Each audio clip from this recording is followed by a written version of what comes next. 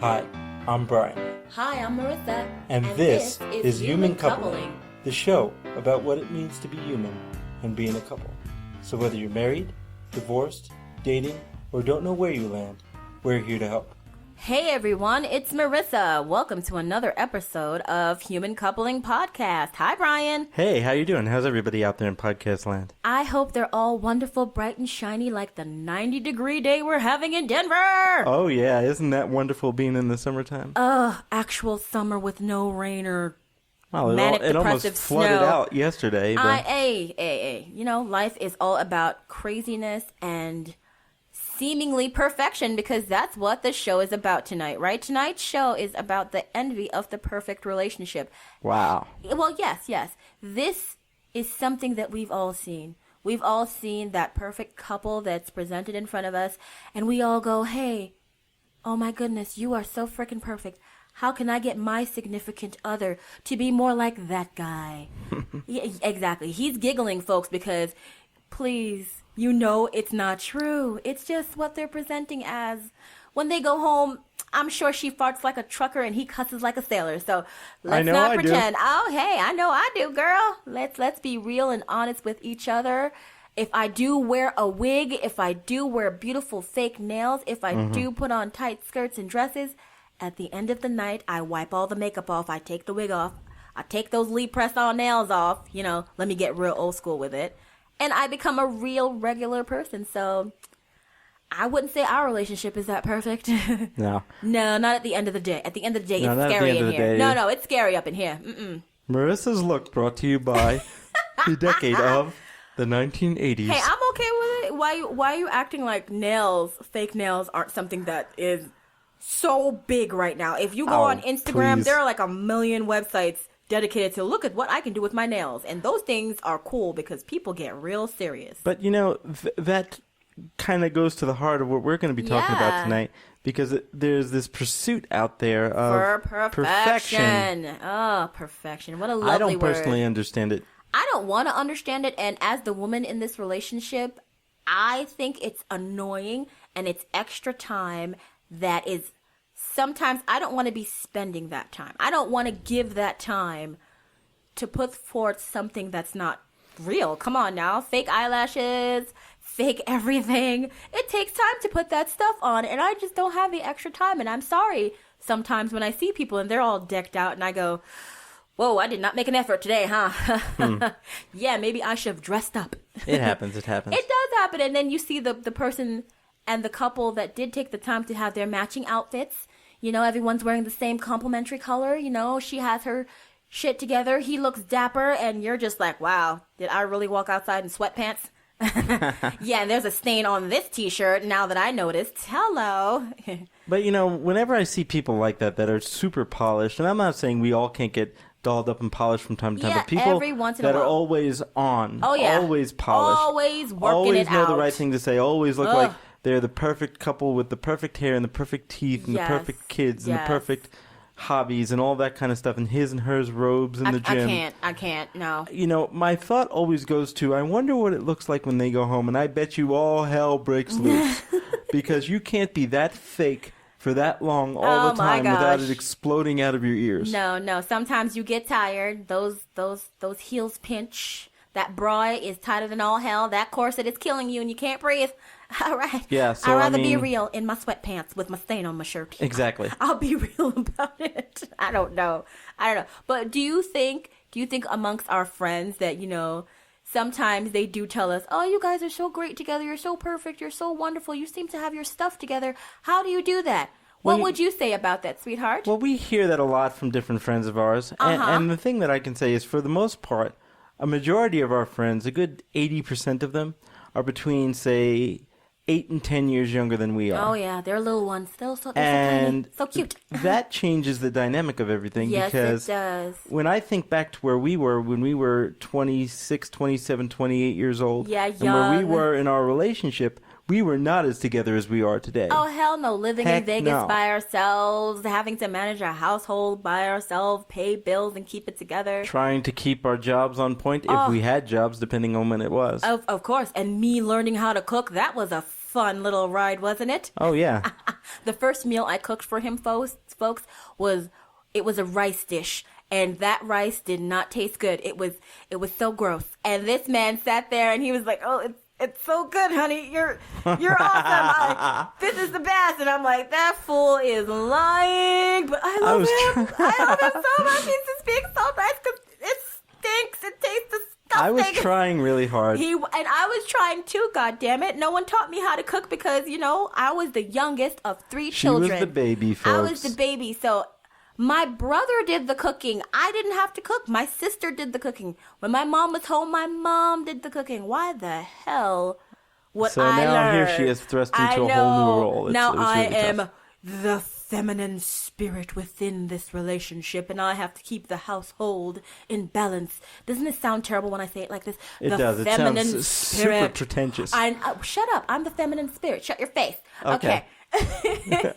Sorry, dear. Yes, I am the one who keeps the household running and together and smelling like potpourri. Right. Yes.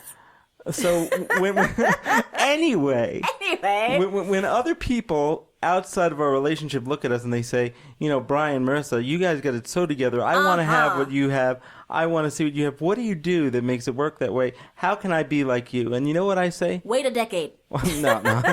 No, what I say is you can't be like me because you know why?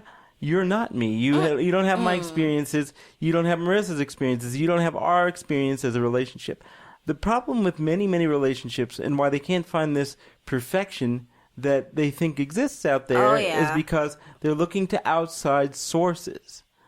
Perfection doesn't exist outside of your relationship because the idea of perfection is completely and totally subjective. Mm-hmm. What's perfection to me and what's perfection to Merisa may be complete and total dog shit to somebody else. Yes. And that's just how it is. I would say that you're absolutely right.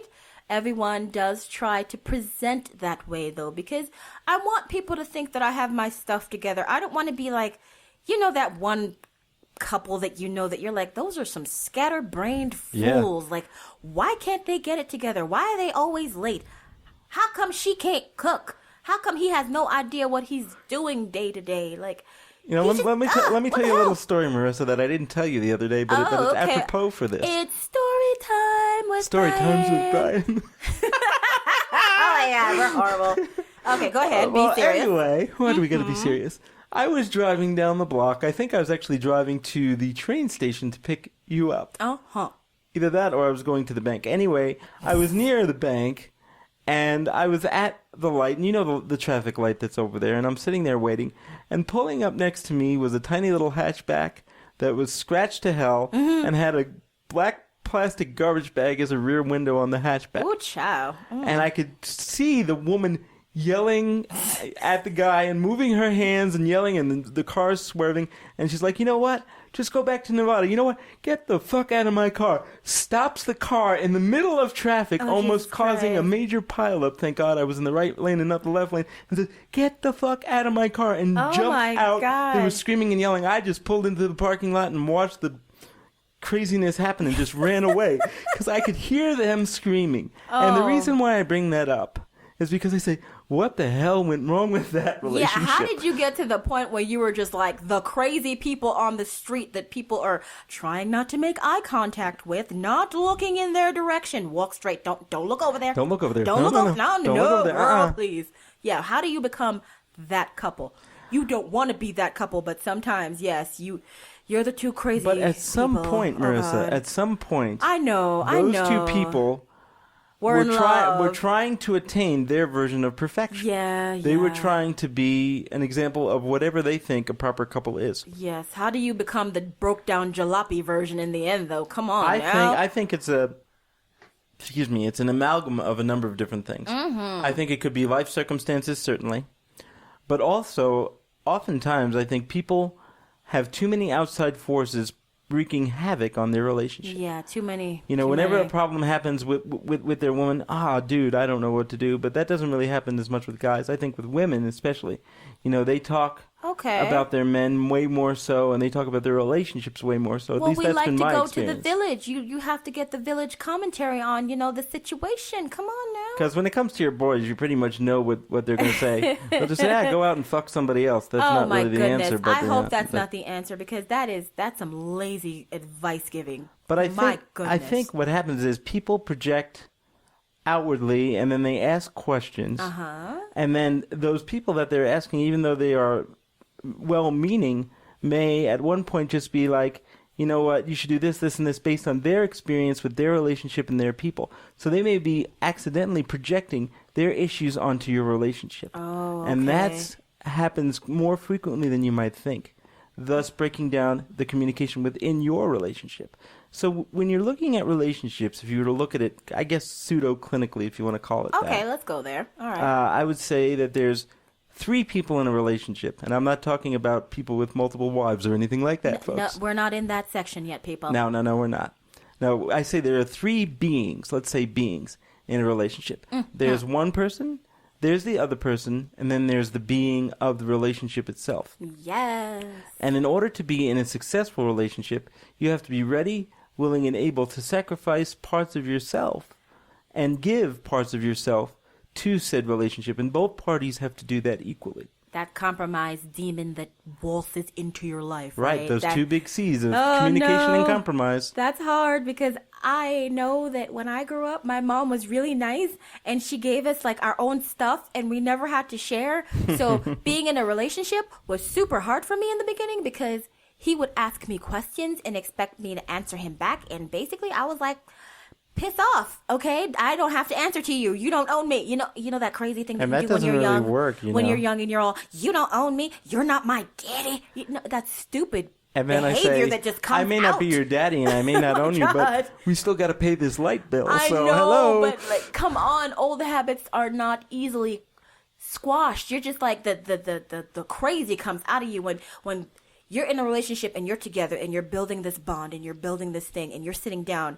And, you're going to have to explain yourself to the other party in the relationship. You're held accountable to somebody else, which is really weird for a lot of people. It's hard to go in and be a part of that, because I'm just like, why this fool trying to act like, I didn't know how to turn that off yet. So in the beginning, he was just like, I think she's crazy, but I love her. So I'm going to sit here quietly and watch her say some crazy stuff. And then, only when she lets it all out, she's going to realize that I basically just asked her where she was, and she doesn't have to be crazy with me, because I was genuinely just concerned about your dumb ass. That part. And that comes down to, I think, the very selfish, cut-off nature of our society today. Yes. We are neck deep in technology, in our smartphones, in our tablets, in our laptops, in our smartwatches, and all those things. And the narcissism ensues, and we don't realize it. The narcissism is through the roof. Oh my God, we are just projecting self and nothing outward. We're projecting self. We may be ridiculously oversharing with everyone around us, but we're not sharing with the people that matter. Exactly. You're just ready to tell everyone everything. I mean, right now we are speaking in a very open public forum, but what about the example of, okay, you're on Twitter. Hey, I just walked into the grocery store. I just went to the bathroom. Like, you don't have to put that on Twitter, homie. No. I mean, Stop Twitter, it can be selective, folks. Twitter is very selective. When you're in a relationship, it's like that. You got to give up that selfish nature and bring it on into the group. Bring it on in there. Bring it on in. That beautiful couple that you envy and you see, you know what they're doing that makes them look so desirable to you and for you to want to be like them? What's that? They're openly communicating. They're putting together themselves when they walk out of their house. No, they're not walking outside in sweatpants and a soup-stained shirt. No, they're saying, hey, babe girl, we're going to go out tonight. I'm going to take you here, and we're going to look good together, right? Right. And you do it. We're going to look good together, and everybody's going to be like, oh, they have their stuff together. And I want to be like them. And then one more thing. They're not looking toward magazines on the grocery rack or the internet to take relationship quizzes to find out whether our sex is good enough or whatever the heck it is. These are some confident mother fathers. They are so confident, and they're letting you know their confidence, because that's why you want to be like them, because you can sense their confidence. I think that's what it is and why you're so envious. Their confidence is coming out.